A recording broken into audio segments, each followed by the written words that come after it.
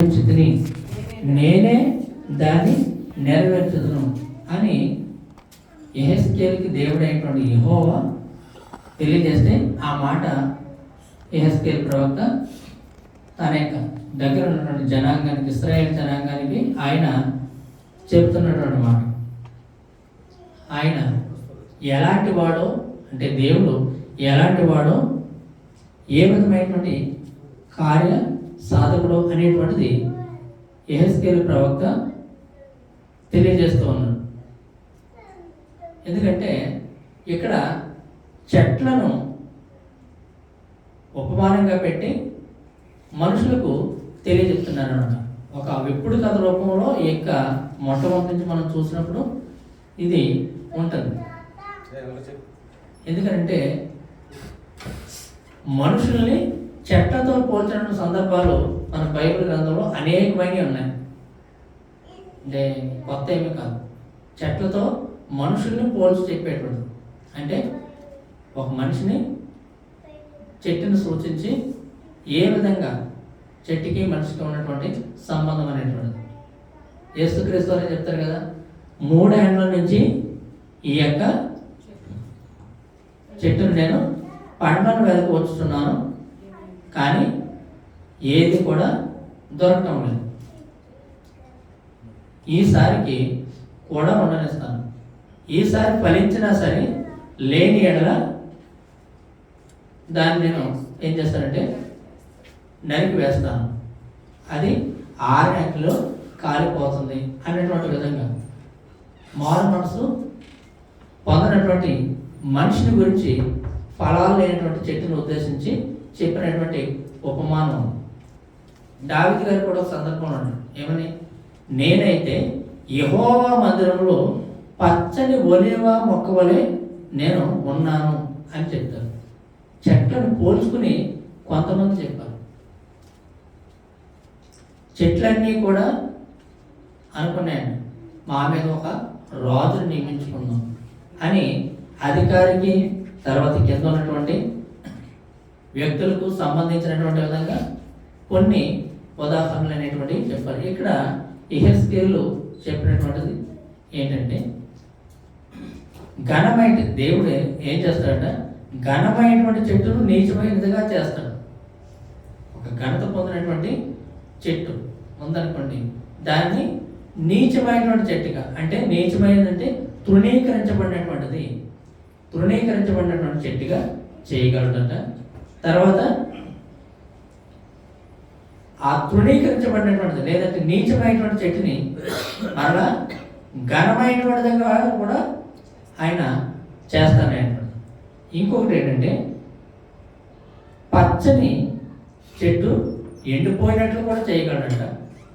ఇంకా ఎండిపోయినటువంటి చెట్టుని మరలా దాన్ని పచ్చగా, లేదంటే వికసించేటువంటి విధంగా, పువ్వులు పూసేటువంటి విధంగా, కాయలు ఫలాలు ఇచ్చేటువంటి విధంగా ఇది కూడా చేయగలడు. ఎందుకంటే యాజకత్వం కావాలనుకునేటువంటి వారందరూ కూడా పోటీ పడుతూ ఉన్నారు. ఎక్కడ? మాకు యాజకత్వం కావాలి, మేము పరిశుద్ధులము, మేము కూడా దేవునికి సేవ చేయాలి, మేము కూడా బోధ చేస్తాం అనేటువంటి విధంగా అనేక మంది పోటీ పడుతున్నప్పుడు అప్పుడు దేవుడైనటువంటి యెహోవా మోషేకు చెప్పినటువంటిది ఏంటంటే, అందరి యొక్క కర్రలు కూడా తీసుకొచ్చి మందిరంలో పెట్టండి.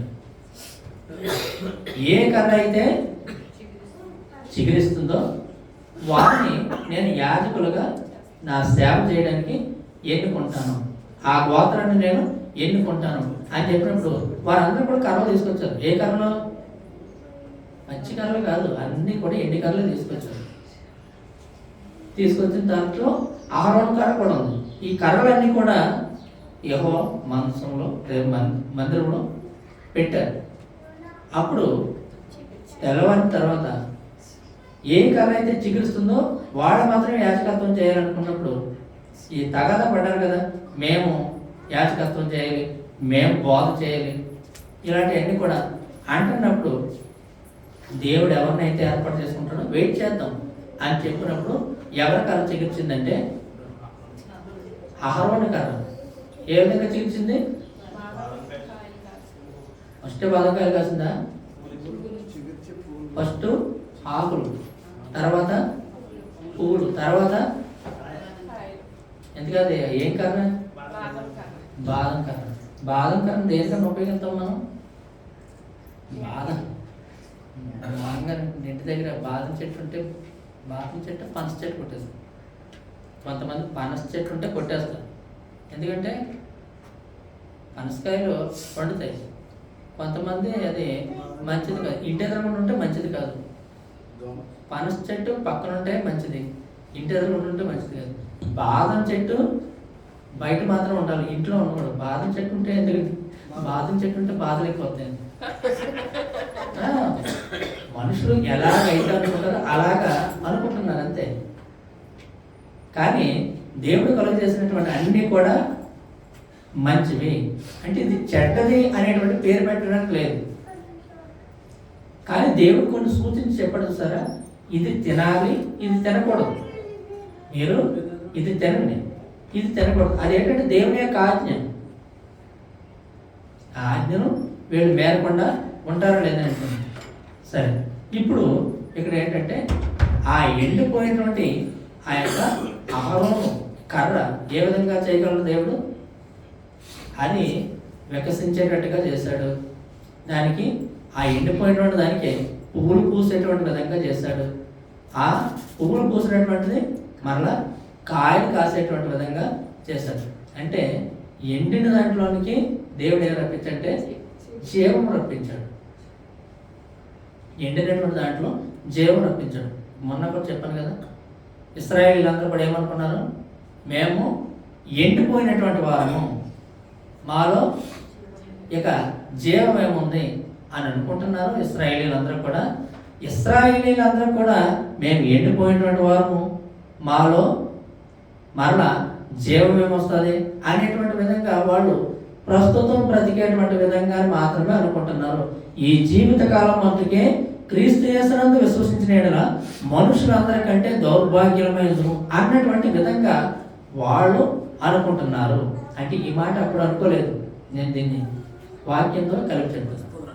అలాగా కొంతమంది అనుకుంటారు ఏంటి, ఆ జీవితకాలం మట్టుకే ఉంటే శుభ్రంగా తిని తాగి ఉండొచ్చు, లేనప్పుడు ఉన్నది ఎవడు చూసొచ్చాడు, పరలోకం ఎవడు చూసొచ్చాడు, నరకం ఎవడు చూసొచ్చాడు, ఉన్నంతకాలం కూడా మనం బ్రతకడం, హ్యాపీగా బ్రతకడం. ఇది చాలామంది అనుకునేటువంటి వారు. క్రైస్తవుల్లో కూడా అవిశ్వాసంగా ఉన్నటువంటి వారు కూడా ఎక్కువ శాతం మంది అనుకునేటువంటి వారు. ఎందుకంటే దేవుడు చెప్పినటువంటి విధంగా మనం నడుచుకుంటున్నామా, దేవునికి ఉన్నటువంటి ఉద్దేశాలు అనేటువంటివి మనకేమైనా ఉన్నాయా? ఇశ్రాయేలీలు ఆ విధంగా అనుకున్నారు, మేము ఎండిపోయినటువంటి వారం, మాలో జీవం ఎక్కడ వస్తుంది, జీవం ఇచ్చేటువంటి వాడు అనేటువంటి ఒక అపోహతో అపనమ్మకంతో ఉన్నటువంటి వారిలో యెహెజ్కేలు ద్వారా కూడా చెప్పించాడు. ఇశ్రాయేలీలు ఈ విధంగా అనుకుంటున్నారు. కానీ నువ్వేం చేస్తావు అంటే ఎండిన యొక్క ఎముకలతో నువ్వు మాట్లాడు అంటే మాట్లాడాడు, వాళ్ళకి జీవం వచ్చింది. అంటే ఆయన ఎవరంటే జీవాధిపతి కాబట్టి, ఆయన జీవాధిపతి కాబట్టి ఆ జీవాధిపతి ఆజ్ఞ ఇవ్వగానే ఏమొచ్చిందంటే ఆ ఎండిన ఎముకల్లో జీవం వచ్చింది. అందుకనే పేతురు గారు ఏమని చెప్తారంటే, మీరు జీవాధిపతిని సిలువ వేసి మీరు చంపితిరి. మీరు ఎవరిని చంపారంటే జీవాధిపతిని మీరు చంపితిరి. అంటే జీవానికి అధిపతి అనేటువంటి ఆయనను మీరు కేవలం ఒక మనుషుడిగా లెక్క వేస్తారు. అంటే మీకు ఏం తెలియలేదంటే ఆయన మీతోనే ఉన్నారు, మీతోనే గడిపారు, కానీ ఆయనలో జీవం ఉందనేటువంటిది సత్యం మీరు ఏమాత్రం కూడా తెలుసుకోలేదు. తెలుసుకోకుండా మీరు ఏం చేశారంటే జీవాధిపతిని మీరు సిలువ వేసి చంపితిరి. కానీ దేవుడు ఆయనను మృతులలో నుండి లేపిన అపోస్తల కార్యాల్లో మనకి కనిపించేటువంటి మాట. ఎందుకంటే ఆయన జీవానికి అధిపతి అనేటువంటిది అప్పటి యూదులు కూడా తెలుసుకోలేదు. అప్పటి ఇశ్రాయేలీయులు మాలో జీవాన్ని కలుగు చేసేవాడు ఎవడు, మా యొక్క ఎముకల్లో జీవం వస్తుందా, మేము చచ్చిపోతే బతుకుతామా అనేటువంటి విధంగా అనుకున్నటువంటి వారు. కానీ ఇక్కడ మనకి యెహెజ్కేలు ద్వారా చేయబడినటువంటి మాట ఏంటంటే, నేను దేవుడైనటువంటి యెహోవాను, నేను ఘనమైనటువంటి చెట్టును నీచమైనటువంటి విధంగా నేను చేస్తాను. ఎందుకంటే నాకు ఆ అధికారం ఉంది. నీచమైనటువంటి దాన్ని నేను ఘనమైనటువంటి విధంగా నేను చేయగలను అని అక్కడ తెలియజెప్తున్నాను. ఎందుకంటే మనుషులందరం కూడా గొనులైనటువంటి వారు ఉన్నారు మనుషులు, అలాగే ఇంకా తక్కువగా ఉన్నటువంటి వారు ఉన్నారు. అందుకని మనుషుల్లో ఇప్పుడు 4 తరగతుల యొక్క మనుషులు ఉంటారని మనకి 49వ కీర్తనలో మొదటి వచనం చెప్తారు. ఏమని? సర్వలోక నివాసులారా యెహోవాను గూర్చి పాడుడి అని చెప్తూ, సామాన్యులేమి, సామంతులేమి, ధనికులేమి, దరిద్రులేమి, ఇలాగా 4 రకాల తరగతుల యొక్క మనుషులు, ఈ 4 జాతులు కూడా ప్రపంచం అంతా కూడా విస్తరించి ఉంటారు. సామాన్యులు ఉంటారు, సామంతులు ఉంటారు, ధనికులు ఉంటారు, దరిద్రులు ఉంటారు. కానీ ఎంతమందిలో మేము గనులము అనుకునేటువంటి వారు ఉంటారు కదా. అంటే ఈ గనులం అనుకునేటువంటి వారు వారికి వారు స్వతహాగా అనుకునేటువంటి వారు ఉంటారు.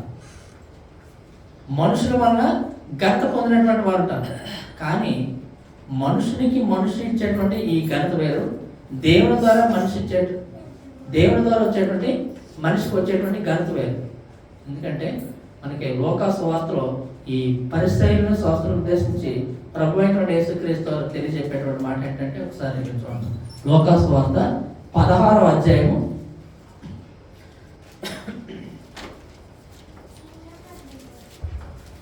15వ వచనం ఒకసారి చూడండి. ఆయన మీరు మనుషుల ఎదుట నీతిమంతులమని అనిపించుకునేవారు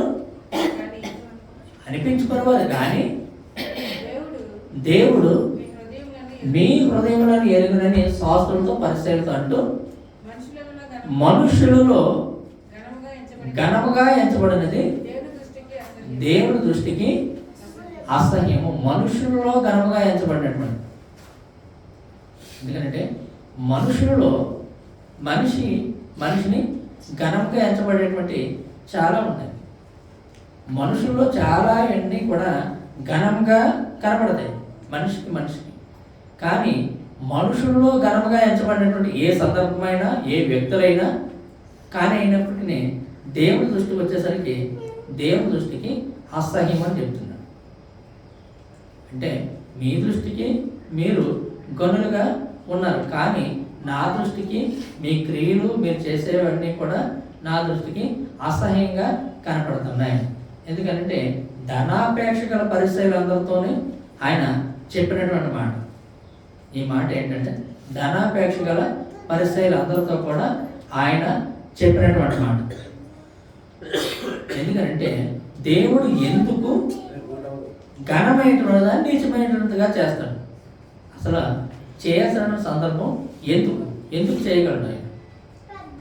ఘనంగా మనుషులందరూ కూడా ఘనంగా చూస్తున్నారు. ఘనంగా ఉన్నటువంటి వాటన్నింటినీ కూడా దేవుడు ఎందుకు నీచంగా చూస్తాడు? అంటే దేవుడు గొప్పగా ఉండటం దేవుడికి ఇష్టం ఉండదా? మనుషులు గొప్పగా ఎదగటం దేవుడికి ఇష్టం ఉండదా? ఘనత చెంది ఉండటం దేవుడికి ఇష్టం ఉండదా అని అంటే దానికి కారణాలు కూడా మనం కొన్ని చూద్దాం. కీర్తనల గ్రంథంలో 107వ అధ్యాయము 23వ వచనం నుంచి ఒకసారి చూడండి.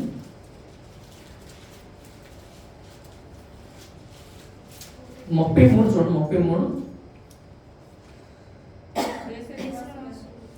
దేశ నివాసుల చెడుతనమును బట్టి ఆయన నదులను, దేశ నివాసుల యొక్క చెడుతనమును బట్టి ఆయన నదులను అడవిగాను, నీటి బొగ్గలను ఎండిన నేలగాను, సత్తువు గల భూమిని చవిటి పర్రగాను మార్చండి. ఏంటంట?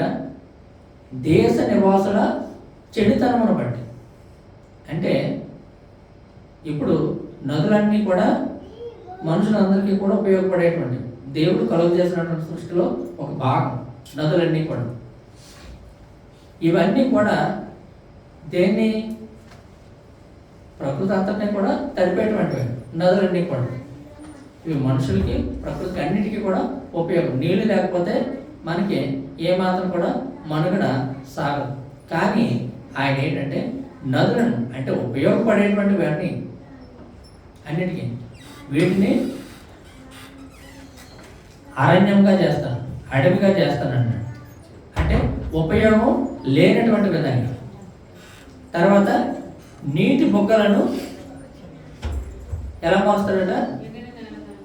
నీటి బొగ్గలను అంటే నీరు సమృద్ధిగా చక్కగా ప్రారంభించేటువంటి వాటిని ఎండిన నేలగా మారుస్తానండి. ఎందుకంటే ఉపయోగపడేటువంటి వాటిని ఉపయోగపడకుండా నేను చేస్తాను. నదులు ఇవి ఉపయోగపడతాయి, కానీ వీటిని నేను మీకు ఉపయోగం లేకుండా చేస్తాను, నరులతో చెప్పాను. తర్వాత ఈ నీటి మొక్కలు ఇవి మీకు ఉపయోగపడేటువంటివి, వాటిని నేను ఉపయోగం లేకుండా చేస్తాను, మీకు పనికి రాకుండా చేస్తాను. ఎందుకు చేస్తానంటే ఎలీషా కాలంలో చూడండి, నీళ్ళు చాలా చక్కగా ఉన్నాయి, పుష్కలంగా ఉన్నాయి, కానీ అక్కడ ఉన్నటువంటి నీళ్లు వాళ్ళు తాగడానికి పనికి రావడం లేదు. నీళ్ళన్నీ కూడా చూడడానికి చాలా బాగుంది, అన్నీ బాగానే ఉన్నాయి, కానీ ఇవి తాగడానికి పనికి రావు. అప్పుడు ఎలీషా ఏం చేశాడు? కొంచెం ఉప్పు తీసుకురండి. ఉప్పు తీసుకొచ్చి అది దీనికి మూలమైనటువంటిది ఎక్కడ ఉందో అక్కడ ఆయన ఉప్పు కలిపితే మొత్తం నీళ్ళన్నీ కూడా మధురమైనవి. అప్పుడు ఆ నీళ్ళన్నీ కూడా మరలా మనుషులందరూ కూడా త్రాగడానికి అవి ఉపయోగపడినటువంటి విధంగా మనం చూస్తాం. ఇశ్రాయేలీయులందరూ కూడా నీళ్ళు అన్నీ కూడా తాగినప్పుడు చేదైనవి. ఈ చేదైనటువంటి నీళ్ళు మాకు ఎందుకు మళ్ళీ మమ్మల్ని అక్కడికి వెనక్కి తీసుకుంటే దేవుడు ఏం చెప్పంటే ఒక కొమ్మ నీటిలో వేస్తే అవి మధురంగా మారాయి. వాటికేమో చేదైనటువంటి వాటికి మారా అని పేరు పెట్టారు. ఎందుకనంటే నీటిని మధురంగా మార్చేటువంటి వాడు దేవుడే. అలాగా ఇక్కడ బాగున్న వాటిని కూడా దేవుడు ఏం చేశాడంటే బాగులేనటువంటి విధంగా పనికి రాకుండా చేసేటువంటి వాడు కూడా దేవుడే. ఎందుకనంటే ఇక్కడ బాగా ఉన్నాయి కదా, ఇవన్నీ కూడా పాడవడానికి గల కారణం ఏంటంటే ఏం చెప్పాడు పైన? దేశ నివాసుల చెడుతనమును బట్టి, దేశ నివాసుల యొక్క చెడుతనమును బట్టి నేనేం చేస్తానంటే మీకు ఉపయోగంగా ఉన్న వాటిని ఉపయోగం లేనటువంటి విధంగా నేను చేస్తాను. ఉపయోగంగా ఉన్నటువంటి మీకు ఏదైనప్పటికీ కూడా దాన్ని మీకు ఏమాత్రం కూడా ప్రయోజనకరం లేకుండా నేను చేస్తాను. దీనికి కారణం ఏంటంటే మీ చెడుతనమును బట్టి మాత్రమే. ఆదాముతో ఇదే మాట చెప్తారు దేవుడు. ఏమంటే నీవు నీ భార్య మాట విని, అంతేనా? 17:3-17 ఆదికాండం. నీవు నీ భార్య మాట విని 17 మరియు ఆయన ఆదాముతో నీవు నీ భార్య మాట విని, అంటే నీవు నీ భార్య మాట విన్నావంటే నువ్వు నా మాట వినలేదు. దేవుడు చెప్పేది నీవు నా మాట వినకుండా నీ భార్య మాట విని తినవద్దని నేను నీకు ఆజ్ఞాపించిన వృక్ష ఫలములు తింటివి కనుక నీ నిమిత్తము నేల శపించబడి ఉన్నది. నీ నిమిత్తము నేల శపించబడింది. నేను వద్దని చెప్పినటువంటి వాటిని నీవు అతిక్రమించవు. ఎవరి మాట అంటే నేను కలుగు చేసినటువంటి నా మాట నువ్వు వినలేదు, కానీ నేను కలుగు చేసినటువంటి నీ యొక్క భార్య మాట నువ్వు విన్నావు. నీ భార్య మాట విని నేను వద్దని చెప్పినట్టు నువ్వు తిన్నావు. నేను చెప్పింది నువ్వు చేయలేదు, కాబట్టి నీ నిమిత్తం ఏం శపించబడిందంటే నీకు పనికొచ్చేటువంటి నరులకు పనికొచ్చేటువంటి ఈ యొక్క నేల శపించబడింది. కయ్యనితో కూడా దేవుడు అదే అంటాడు, నీ యొక్క తమ్ముని యొక్క రక్తము నువ్వు నేలను ఒలికించావు, నీ నిమిత్తము నువ్వు శపించబడినవాడు నీ నిమిత్తం నీ యొక్క నేల నీకిక సారము ఇయ్యదు. అది నీకిక దానికి నీకు పనికొచ్చేటువంటి సారాన్ని అది ఏమాత్రం కూడా ఇయ్యదు. ఇది ఎందుకు చేతనంటే ఈ విధంగా శపించడానికి గల కారణం ఒకటి, నరుల యొక్క చెడుతనమును బట్టి దేవుడు ప్రయోజనకరంగా ఉన్నటువంటి వాటన్నింటినీ కూడా ప్రయోజనం లేకుండా చెయ్యగలడు. అదే సమయంలో దేవుడు ఇంకేం చేయగలడు? ప్రయోజనం లేని దాన్ని కూడా ప్రయోజనకరంగా మార్చగలడు. ఈ రెండింటికి కూడా ఏంటంటే మనమే కారణం. మనం ప్రయోజనకరంగా ఉన్నటువంటి వాటి అన్నింటినీ కూడా మనం మలుచుకోవడమా, మనం మారడమే ఈ రెండింటికి కూడా కారణం. మనం దేవుడికి వ్యతిరేకంగా ఉంటే మనకి అన్నీ కూడా ప్రతికూల పరిస్థితులు ఏర్పడుతూ ఉంటాయి. దేవుడికి మనం అనుకూలంగా ఉంటే ఖచ్చితంగా దేవుడు ప్రతికూలంగా ఉన్నటువంటి వాటన్నింటినీ కూడా మరలా మనకి అనుకూలంగా మార్చగలడు. అంటే దేవుడు గాయం చేయగలడు, మరలా ఆ గాయాన్ని కూడా ఆయన తిరిగి కొట్టుకట్టి మనల్ని స్వస్థపరచగలడు. యోగ గ్రంథంలో అదే వాళ్ళ యొక్క స్నేహితులు చెప్పేటువంటి మాట. ఏం చేయాలంటే దేవుడు రెండు విధాలుగా కూడా చేయగలడు. అయితే ఎందుకు ఈ విధంగా జరుగుతుందంటే నరుల యొక్క చెడుతనాన్ని బట్టి మాత్రమే ఈ విధంగా నడుస్తుంది. ఒకసారి మీరు హోషేయ గ్రంథంలో 4వ అధ్యాయం 1వ వచనం చూడండి. ఒకసారి హోషేయ గ్రంథం 4వ అధ్యాయం 1వ వచనం.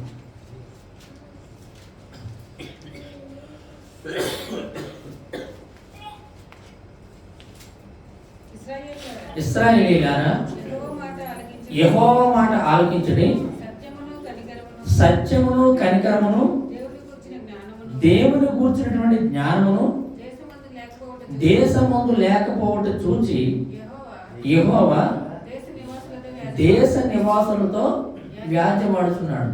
ఎంచేతంటే ఇశ్రాయేలుకు సెలవిచ్చేది ఏంటంటే సత్యమును కనికరమును న్యాయమును దేశమందు లేకపోవడం చూసి. అంటే దేవుడు కోరుకున్న ఏంటంటే సత్యాన్ని జరగాలని కోరుకున్నాడు, న్యాయం జరగాలని కోరుకున్నాడు, కనికరము ఉండాలని కోరుకున్నాడు. ఇవన్నీ కూడా దేశ నివాసులు అందరిలో కూడా లేకపోవటం ఆయన చూచాడు. లేకపోవటం చూసి ఆయన ఏంటంటే దేశ నివాసులందరితో కూడా వ్యాజ్యమాడుతున్నాడు, గొడవ పడుతున్నాడు. ఆకాశం ఆలకించము, భూమి చెవియకుము, నేను పిల్లలను పెంచి గొప్పవారినిగా చేసిందని, కానీ వారు నా మీద తిరగబడి ఉన్నారు. అనగా నా యొక్క మాటను వారు మీరుతున్నారు, నా యొక్క మాటను వారు ధిక్కరిస్తున్నారు. అందుచేత ఏంటంటే నేను కోరుకున్నటువంటివి మీరు జరిగించడం లేదు. అందుచేతనే నేను దేవుడు మనతో వ్యాజ్యమాడుతున్నాడు. అది కింద కూడా చదువు. అబద్ధ సాక్ష్యములు పలుకుటయు, అబద్ధమాడుటయు, హత్య చేయుటయు, దొంగిలించుటయు, వ్యభిచరించుటయు మీకు వాడుకాయను. అంటే నేను ఇచ్చినటువంటి ఆజ్ఞలన్నీ కూడా మీరు ఏంటంటే చాలా సులభంగా మీరు వాడుక చేసుకున్నారు, మీరు వాటికి అనుకూలం అయిపోయారు. ఏదైతే నేను వద్దని చెప్తున్నానో, ఏదైతే నేను చేయొద్దని ఆజ్ఞాపిస్తున్నానో వాటన్నింటినీ కూడా మీరు చేయడానికి, వాటిని మీరు చేయడానికి ఇంట్రెస్ట్ అనేటువంటిది మీరు చూస్తున్నారు. ఎందుకనంటే దేవుని మాటను గైకొట్టాన్ని బట్టే మనం గొనులుగా, లేదంటే గణపరచబడేటువంటి వారుగా, లేదంటే వింటేనేమో గణపరచబడేటువంటి వారుగా మనం చేస్తానంటున్నాడు, వినకపోతేనేమో గణహీనులంగా మనల్ని చేస్తానంటున్నాడు. అంచేత ఏంటంటే వినాలా, వినకుండా ఉండాలి. వింటే మనకి ప్రయోజనకరమైనటువంటి అన్నీ కూడా ఉన్నాయి, అవి కూడా దేవుడు ఇచ్చినాయి. వినకపోతే అనగా దేవుని యొక్క మాట వినకపోతే మన ఇష్టానుసారంగా మనం నడుచుకుంటే ఉన్నటువంటి పరిస్థితులే ప్రతికూలంగా మార్చబడేటువంటి అవకాశం కూడా ఉంది. ఈ రెండు కూడా కలుగు చేసేటువంటి వాడు దేవుడే కలుగు చేస్తాడు. అందుకే ఒక చెట్టును చూపించి నేను ఘనమైనటువంటి దాన్ని నీచమైనటువంటి విధంగా నేను చేయగలను, అలాగే నీచమైనటువంటి దాన్ని కూడా నేను ఘనమైనటువంటి విధంగా కూడా నేను చేయగలనని చెప్తున్నాను. పౌలు గారు కూడా ఒక సందర్భంలో ఒక మాట తెలియజేస్తున్నాను, చూడండి ఒకసారి.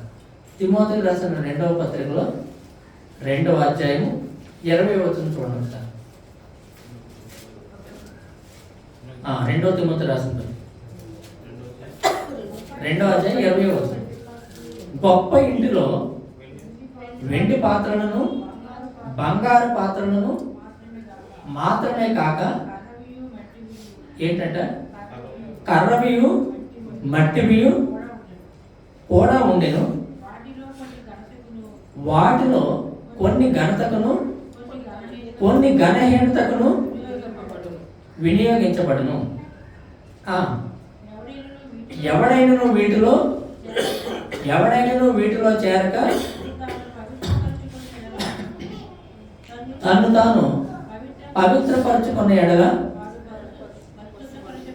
వాడు పరిశుద్ధపరచబడి యజమానుడు వాడుకొనుటకు అర్హమైన పాత్రగా ప్రతి సత్కార్యమునకు సిద్ధపరచబడి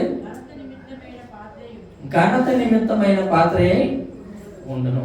ఎందుకు చేస్తానంటే ఇక్కడ ఒక గొప్ప ఇల్లు అనేటువంటి చూపిస్తున్నాడు. ఒక గొప్ప ఇంటిలో అంటే గొప్ప ఇల్లు అని ఎందుకని చెప్తున్నాడంటే సామాన్యమైన ఇల్లుగా చెప్పడం లేదు. అక్కడ కొన్ని పాత్రల గురించి చెప్పాడు. ఏమేమి పాత్రలు? వెండి పాత్రలు, బంగారు పాత్రలు. మన ఇంట్లో వెండి పాత్రలు, బంగారు పాత్రలు ఉన్నాయా? అందుకనే మన సామాన్యమైన ఇల్లుగా మనం ఎంచబడుతున్నాం. గొప్ప ఇల్లు అంటే ఇంచుమించు బాగా కలిగినటువంటి వారు, ఐశ్వర్యవంతులు ఇల్లుగా చెప్పబడుతుంది. గొప్ప ఇంటిలో వెండి పాత్రలు, బంగారు పాత్రలతో పాటుగా ఇంకేముంటాయి? కర్ర వస్తువులు ఉంటాయి, మట్టి వస్తువులు ఉంటాయి, చెక్క వస్తువులు ఉంటాయి. ఇవన్నీ కూడా కొన్ని ఘనతకు, కొన్నేమో ఘనహీనతకు, అంటే ఎక్కువగా విలువ పలికేటువంటి విధంగా కొన్ని ఉంటాయి. ఏంటి? వెండి పాత్ర అది ఘనత ఇచ్చేటువంటి విధంగా, బంగారు పాత్ర ఇంకా ఘనత ఇచ్చేటువంటి విధంగా. అంటే మనుషులు మనం పిల్లలకి అన్నప్రాసం చేయించాలనుకున్నప్పుడు ఎలాంటి వారైనా దేంట్లో పడితే దాంట్లో పెట్టేయం కదా. అది ఉన్న చిన్న వస్తువు అయినా ఏది కావాలనుకుంటాం? వెండి వస్తువు కావాలనుకుంటాం, అందులోనే మనం పెట్టడానికి ఇష్టపడతాం. కానీ ఇంకా కలిగిన వారైతే బంగారు పాత్రలో పెట్టడానికి ఇష్టపడతాం. అంతకు మించి విలువైనది ఏమీ లేదనుకుంటా. ఎందుకనంటే ఇది సమాజంలో ఒక గౌరవంగా, ఒక ఘనతగా చెప్పుకుంటాం. ఎవరు? యోసేపు చూడండి, పరవగా ఉన్నప్పుడు ఆయన యోసేపు బంగారు పాత్రలో తినేవాడా, కంచంలో వెండి పాత్రలో తినేవాడా? నా యొక్క అదే మొత్తం కదా సొక్కనాలు చూసేటువంటి పాత్ర మీరు ఎత్తుకెళ్ళిపోయారు అని తన అన్నదమ్ముల మీదకి మరలా వెనక్కి పంపిస్తాడు. ఒక సైన్ చేస్తాడు. ఏంటంటే కొన్ని కొన్ని వస్తువులు ఘనతగా వాడుకున్నటువంటి వస్తువులు. ఇప్పుడు ఏంటంటే ఈ గొప్ప ఇంట్లో వెండి వస్తువులు ఉన్నాయి, బంగారు వస్తువులు ఉన్నాయి. ఇవన్నీ ఉన్నప్పుడు ఎక్కువగా వాడేటువంటి పాత్రలు ఏంటంటే ప్రతి సత్కార్యానికి కూడా ముందుగా వాడబడేటువంటి పాత్ర ఏంటంటే వెండి పాత్ర కానీ బంగారు పాత్ర కానీ. ఈ రెండిట్లో ఏదో ఒకటి ఎక్కువగా వాడతాం. అంటే కర్ర వస్తువులు, ఈ చెక్క వస్తువులు, మట్టి వస్తువులు వీటిని కూడా వాడతారు. కానీ ఇవి ఘనతకు ఉపయోగించేటువంటివి ముందు పెడతాం ఎప్పుడు కూడా. అంతగా అవసరం లేదనుకునేటువంటివి ఎప్పుడో కానీ వాడడం.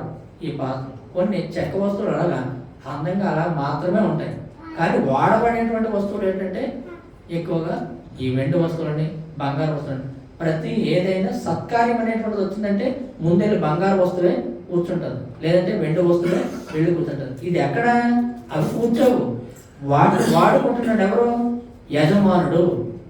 యజమానుడు వేటు వాడుకుంటున్నాడంటే ఘనత తెచ్చేటువంటి విధంగా అతడు ఒక రాజు ఉన్నాడంటే, లేదంటే ఒక అధికారి ఉన్నాడంటే, ఒక కలిగినటువంటి ఐశ్వర్యవంతుడు ఉన్నాడంటే, ఒక గొప్ప వ్యక్తి ఉన్నాడంటే ఏది వాడుకుంటున్నాడంటే బంగారు వస్తువును వాడుకుంటున్నాడు విరివిగా, వెండి వస్తువును వాడుకుంటున్నాడు.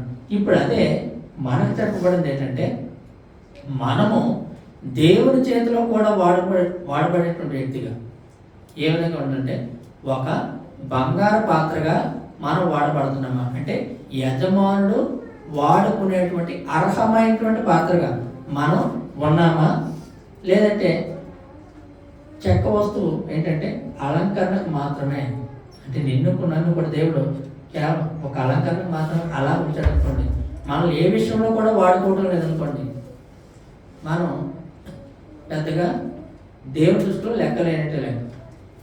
ఎందుకంటే యజమానుడు వాడుకునేటువంటి పాత్ర ఏంటంటే అది బంగారు పాత్ర కానీ వెండి పాత్ర కానీ, అంటే మనం దేవుని అనేటువంటి గొప్ప ఇంటిలో ఉన్నాం.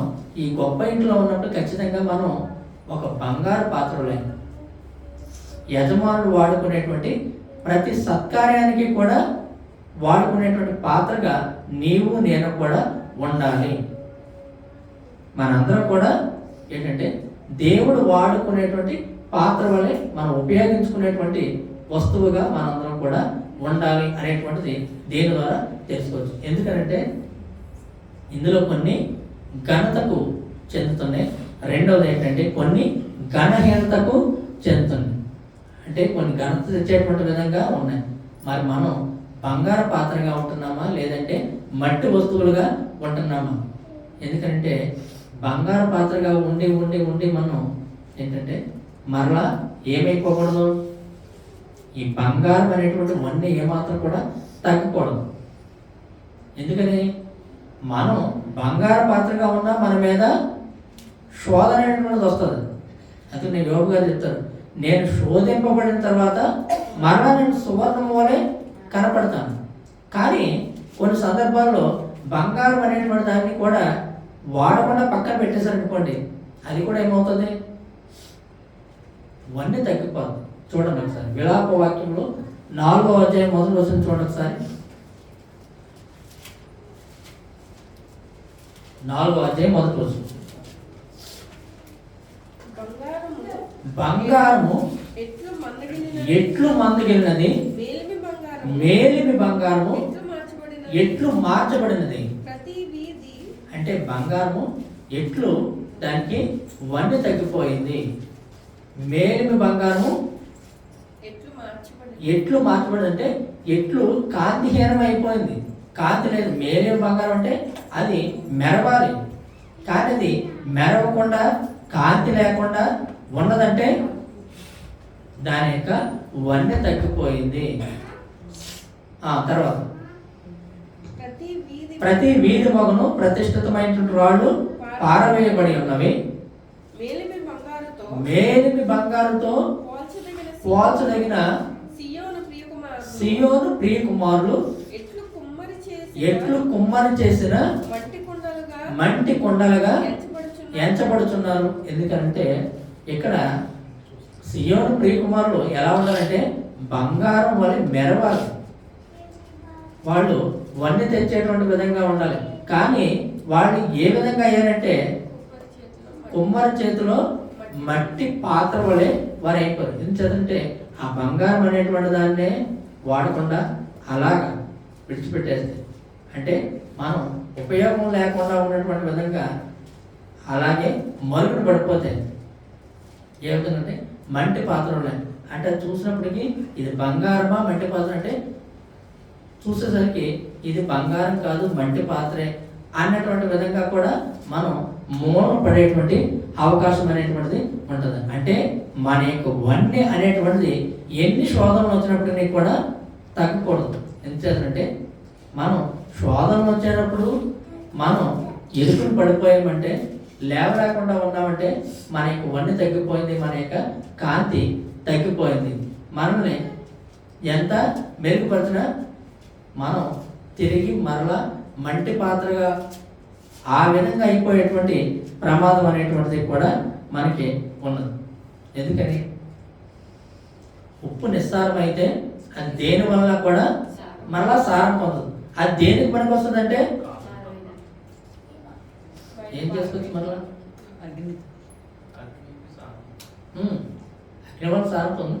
ఇంకా దానికి సారమే పోయిందంటే యాక్చువల్గా మనుషుల వల్ల త్రొక్కబడడానికే ఉపయోగపడుతుందని ప్రభు అయినటువంటి యేసుక్రీస్తు మనకు తెలియజేస్తుంది. ఏమని అది ఇక దేనికి పనికిరాదు.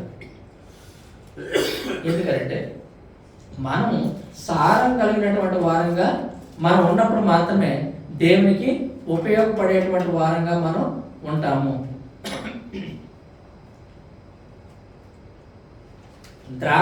ఈ చెట్ల గురించి, ద్రాక్ష తీగల గురించి ఇశ్రాయేలీయుల్ని పోల్చి చెప్పినటువంటి సందర్భాలు చాలా ఉన్నాయి. యిర్మీయా కూడా ఏమని చెప్తారంటే, శ్రేష్టమైనటువంటి ద్రాక్ష తీగల వలె నేను మిమ్మల్ని నాటాను. యిర్మీయా గ్రంథం 2:21. శ్రేష్టమైన ద్రాక్ష తీగల వలె నేను మిమ్మల్ని నాటితిని. చూసారు? యిర్మీయా గ్రంథం 2:21. రెండవ అధ్యాయం. శ్రేష్టమైన ద్రాక్షవల్లి వంటి దానిగా నేను నిన్ను నాటితిని. కేవలము నిక్కమైన విత్తనము వంటి చెట్టు వంటి దానిగా నేను నిన్ను నాటితిని. నాకు జాతిహీనపు ద్రాక్షవల్లి వలె నీవు ఎట్లు భ్రష్ట సంతానం అయితవి. ఎందుకంటే నేను నిన్ను నాటినప్పుడు ఎలా నాటానంటే, శ్రేష్టమైన ద్రాక్షవల్లి వంటి దానిగా నేను నిన్ను నాటుతానని ఇశ్రాయేలుకి చెప్తున్నాను. శ్రేష్టమైనటువంటి ద్రాక్షవల్లి అది ఏ విధంగా కూడా డూప్లికేట్ కాదు, ఒరిజినాలిటీ. శ్రేష్టమైనటువంటి ద్రాక్షవల్లి వంటి దానిగా నేను నిన్ను నాటితని, కేవలము నిక్కమైన విత్తనమునిచ్చు చెట్టు వలె నేను నిన్ను నాటితని. కానీ నువ్వు ఫలం ఫలించినప్పుడు నువ్వు నాకు ఎలాంటి ఫలం ఇవ్వాలంటే, నీ యొక్క ఒరిజినాలిటీ నువ్వు నాకు తిరిగి ఇవ్వాలి. కానీ నీ యొక్క ఒరిజినాలిటీ నువ్వు నాకు ఇవ్వకుండా నీవు నాకు ఇట్లు జాతిహీనపు ద్రాక్షవల్లి వలె నీవు అయ్యావని ఇక్కడ దేవుడు బాధపడుతున్నాడని యిర్మీయా ప్రవక్త దేవుని యొక్క బాధను ఆయన తెలియజేస్తున్నాడు. ఎందుకు చేతనంటే ఇదే మనకి యెషయా ప్రవక్త కూడా చెప్తారు. ఏంటంటే, సత్తువు గల కొండ మీద నా ప్రేమికి ఒక ద్రాక్ష తోట ఉంది, శ్రేష్టమైనటువంటి ద్రాక్ష తీగలన్నింటినీ కూడా నాటించాను, కానీ దాని పళ్ళు ఫలిస్తుందని నేను ఎదురు చూస్తున్నాను. అంటే శ్రేష్టమైనటువంటి ద్రాక్ష తీగలు నేను నాటాను కాబట్టి శ్రేష్టమైనటువంటి ద్రాక్ష ఫలాలు వస్తాయి, అవి దానితో తృప్తి పడవచ్చని నాకు యజమానుడు చూస్తున్నాడు. కానీ తీరా చూసేసరికి అవేమొచ్చంటే కారు ద్రాక్షలు కాసాయి. ఎందుకని? నేను నా యొక్క ద్రాక్ష తోటకి నేను ఏ తక్కువ చేశాను? దానికి ఎరువేయడం నేను తక్కువ చేశానా? దాని గోపురం కట్టించడం నేను తక్కువ చేశానా?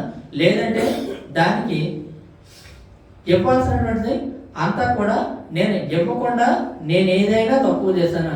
అన్నీ కూడా సమకూర్చి పెట్టాను. కేవలం ఆ యొక్క ద్రాక్ష తీగ ఇవ్వాల్సింది ఏంటంటే, నాకు నేను కోరుకున్నటువంటి ఫలాలు నాకు ఇవ్వటమే. దానికి నేను ఏ తక్కువ కూడా చేయలేదు. ఇప్పుడు నేనేం చేస్తానంటే, ఆ యొక్క ద్రాక్ష తీగను నేను నరికి వేస్తాను. దాని చుట్టూ కూడా గోడ కట్టాను కదా, ఆ గోడను నేను పడగొడతాను. దాని చుట్టూ కూడా కంచెలను నేను తొలగిస్తాను. అది మేపివేయబడినట్లు, అది పాడు చేయబడినట్లుగా నేను దాన్ని యెషయా గ్రంథం 5వ అధ్యాయం ఈ మాటలో మనకి కనపడదు. ఇంకేదంటే అది పాడు చేయబడినట్లుగా నేను దాన్ని చేస్తాను. కానీ ఇక్కడ ఏంటంటే, శ్రేష్టంగా మనల్ని నిర్మించింది దేవుడే. మనం ఏమవ్వాలని కోరుకున్నటువంటి దేవుడు, నా బిడ్డలు తన స్వరూపం చెప్పిన, తన పోలిక చెప్పిన మనలందరినీ కూడా తన స్వరూపంలో ఆయన తయారు చేశాడు. నేను పరిశుద్ధుడిని కావడం, మీరు పరిశుద్ధులుగా ఉండాలనేటువంటిది దేవుని యొక్క ఆలోచన. కానీ మన పరిశుద్ధత నుంచి అపరిశుద్ధతలోనికి వెళితే, ఆయన మనసును గాయపరిస్తే, ఈ ద్రాక్ష చెట్టును ఏ విధంగా అయితే నేలమట్టం చేశాడో, దానికి ఏ విధంగా అయితే చుట్టూ కూడా దాన్ని సంరక్షణ ఇచ్చాడో, దానికి ఏ విధమైనటువంటి పోషణాధారాన్ని ఇచ్చి దాన్ని వృద్ధులను తెచ్చాడో, తనకు జరిగినటువంటి అవమానానికి, తనకు జరిగినటువంటి కోపానికి ఆయన కూడా ఏం చేస్తాడంటే వీటన్నిటిని కూడా ఎంతగా ప్రేమించాడు, అంతగా ఆయన అసహించుకుంటున్నాడు. ఎంతగా ప్రేమించాడో అంతగా ఆయన దాన్ని పాడు చేయడానికి తన యొక్క ఉగ్రతను చూపిస్తున్నాడు. ఎందుచేతంటే అక్కడ ద్రాక్ష తీగ సంబంధాన్ని మనకు చూపిస్తున్నాడు దేవుడు. ఆ విధంగానే మనము కూడా దేవుని యొక్క మాట వినకపోతే, అరే నన్ను శ్రేష్టంగా పుట్టించాడు కదా, నన్ను శ్రేష్టంగానే దేవుడు తీసుకుంటాడంటే అలా చేయడు. ఎందుచేతంటే నేను పుట్టించాను, నా వలే నీవు ఉండాలని, నా యొక్క పరిశుద్ధతను నీవు పొందుకోవాలని నేను నీ యొక్క లోకంలోనికి పుట్టించాను. అందుచేతనే ఒక మనుషుడు ఎలా ఉండాలనేటువంటి దానికి నేను మనుషుడిగా వచ్చి మీకు ఒక మనుషుడు ఏ విధంగా జీవించాలో కూడా ఒక మాదిరిని నేను మీకు చూపించి వెళ్ళాను. కానీ ఇప్పుడు మనం తెలుసుకోవాల్సింది ఏంటంటే ప్రభు అయినటువంటి యేసుక్రీస్తు ఏ యొక్క పరిశుద్ధతను అనుసరించి యొక్క లోకంలో నడుచుకున్నారో అదే విధంగా మనం కూడా నడుచుకోవాలి. లేకపోతే ఈ యొక్క ద్రాక్ష తీగను కత్తిరించినటువంటి ఆయన మనల్ని కూడా కత్తిరించడానికి ఏ మాత్రం కూడా వెనకాడు. ఇంకొక వచనం చూడండి, 1వ సమూయేలు గ్రంథంలో 2వ అధ్యాయము 6-7 వచనం చూడండి ఒకసారి.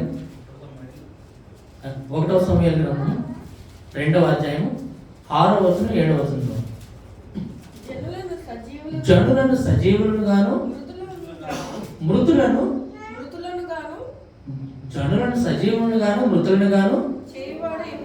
చేయువాడు యెహోవాయే. అంటే దేవుడు మనిషిని పుట్టించగలడు, తర్వాత పుట్టినటువంటి వారిని మరలా మృతులుగా కూడా చేయగలడు, తర్వాత పాతాళములకు పంపుచు అందులో నుంచి రప్పించుచుండువాడు ఆయనే. అంటే ఎక్కడ పంపుతాడంటే దేవుడు పాతాళానికి పంపుతాడు, అందులో నుంచి మరలా అక్కడి నుంచి రప్పించి ఎక్కడ పంపుతాడు, మరలో. ఇదంతా కూడా సినిమాల్లో చూపెడతారు. ఫస్ట్ నరకానికి వెళ్ళు, తర్వాత అక్కడి నుంచి నీకు మరలా స్వర్గానికి వెళ్ళడానికి ఒక మంచి మార్గం ఉంటుంది. ముందు నరకం అంతా కూడా నువ్వు చూడు, తర్వాత అక్కడి నుంచి స్వర్గానికి నువ్వు వెళ్తే కానీ ఇప్పుడిప్పుడు ఈ అయితే యముడు సినిమాలు అన్నింటిలో కూడా చూపెడుతుంటారు. కానీ అక్కడ మనం అర్థం చేసుకోవాల్సింది ఏంటంటే, మీకు పోయిన వారం కూడా ఒక విషయం గుర్తు చేస్తాను, హిజ్కియాని గురించి. అక్కడ మరలా చదువుంటుంది, జనులను సజీవులను మృతులను చేయవాడు ఆయన, తర్వాత పాతాళమునకు పంపుచు అందులో నుంచి రప్పించుచుండువాడు. ఇక్కడ పాతాళం అనగానే మీరు మరలా పాతాళం అనేటువంటి నరకం అనుకోకండి. పాతాళం అనగానే అది గ్రేవ్, సమాధిలోనికి వెళ్ళేవాడు. దేవుడు ఎక్కడ పంపుతున్నాడు? మనుషుల్ని సమాధికి పంపుతున్నాడు. మనిషిని చనిపోయిన తర్వాత ఎందులో పెడతాం? మనం గోతులో పెడతాం, పాతాళంలో పెట్టం కదా, అంతేనా? మనం గోతులో పెడతాం. అలాగే దేవుడు ఏంటంటే మనిషిని సమాధికి పంపిస్తున్నాడు. అక్కడ పాతాళంలోకి పంపుచు అంటే ఇక్కడ ఇదివరకు ఒక ఆయన నన్ను అడిగాడు, ఏంటి అక్కడ పాతాళానికి పంపుచు అంటే, అప్పుడు నేను సరే మీకు చదువు చెప్తాను. తర్వాత నాకు చదివినప్పుడు అర్థమైంది. పాతాళం అనగానే ఏంటంటే అక్కడ మనకి ఇంగ్లీష్లో ఇచ్చిందంటే గ్రేవ్, సమాధి. అది పాతాళం అనగానే హెల్ అనేటువంటిది మనం అక్కడ అర్థం చేసుకోకూడదు. అంటే మనుషులు ఎక్కడ పంపుతున్నాడు? సమాధికి పంపుచు, ఆ సమాధి నుంచి మరలా, అంతేనా? చదవండి. పాతాళం పంపుచు అందులో నుండి రప్పించుచు, పాతాళం పంపుతాడు, అందులో నుంచి మరలా రప్పిస్తాడు. అంటే సమూహం రప్పించాడు కదా, అందరినీ కూడా ఒక సందర్భం నుంచి రప్పించాడని కాదు. మరలా సమాధి నుంచి మనం ఎక్కడికి వెళ్తాం? కడపోరు శబ్దం మోగానే మనందరం మృతులు అక్షయులుగా లేకపోవడం, అంతేనా? ఎవరు నిద్రించినటువంటి వారు ఏం చేస్తారు? అక్షయులుగా మనం లేకపోవడం. ఎందుకని? మృతులుగాను సజీవులుగాను చేసేటువంటి వాడు దేవుడే కాబట్టి. ఎందుచేతంటే మరణం యొక్క పాతాళ లోకం యొక్క తాళపు చెవులు నా స్వాధీన ముందు ఉంచబడి ఉన్నాయి. మృతుడనైతిని కానీ మరలా తిరిగి లేచితిని. అందుచేత మరణం యొక్క తాళపు చెవులు ఎవరి దగ్గర ఉన్నాయంటే ప్రభు అయినటువంటి యేసుక్రీస్తు వారి దగ్గర ఉన్నాయి.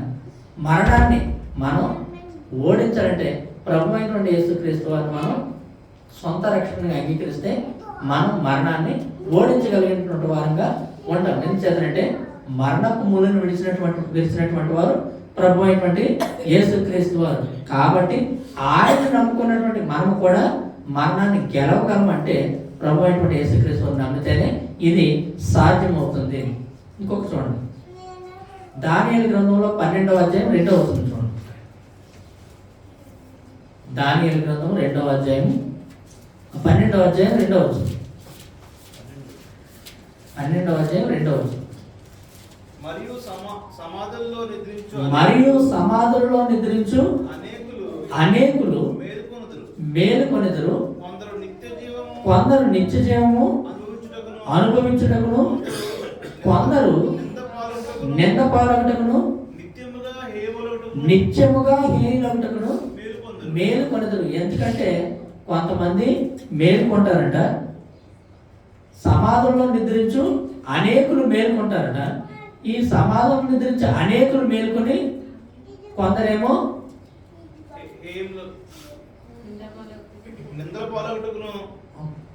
సమాధులను నిద్రించి అనేకులు మేలుకొనదురు, కొందరేమో నిత్య జీవం అనుభవించడానికి. అందరూ కాదు, కొందరు. అంటే సమాధులను నిద్రించినటువంటి వారు కొందరు నిత్య జీవం అనుభవించడానికి. కానీ అంటే ఇద్దరికి కూడా పునరుత్థానం ఉంది. మంచివాడికి చెడ్డవాడికి కూడా పునరుత్థానం ఉంది. అని చెడ్డవాడికి కూడా పునరుత్థానం ఉందని ఆడు గొంతులేసినా ఏమైనా ఉందా? కొందరేమో నిత్యజీవం అనుభవించడానికి మేల్కొన్నారు, కొందరు నింద పాలవడానికి. అంటే దేవుడు కలుగు చేసినటువంటి ఒకే మనిషి, ఒక మనిషి ఏమో నిత్యజీవం అనుభవించడానికి, ఇంకొక మనిషి ఏమో నింద పాలవడానికి, ఇంకా నిత్యముగా హేయములగుటకు. అంటే దేవుని ఎదుట దేవుడు తనను అసహించుకునేటువంటి విధంగా ఉన్నటువంటి విధంగా మేలుకుంటారు. దీన్నే అపోస్తలుడైనటువంటి యోహాను గారు తెలియజేస్తారు. యోహాను సువార్తలో 5వ అధ్యాయము 28వ వచనంలో ఈ మాట మనకి తెలియజేస్తారు. చూడండి సార్, 5వ అధ్యాయం 28వ వచనం. దీనికి ఆశ్చర్యపడకుడి, ఒక కాలము వచ్చుచున్నది, ఆ కాలమున సమాధులలో ఉన్నవారు అందరూ ఆయన శబ్దము విని మేలు చేసిన వారు జీవ పునరుద్ధానమును, కీడు చేసిన వారేమో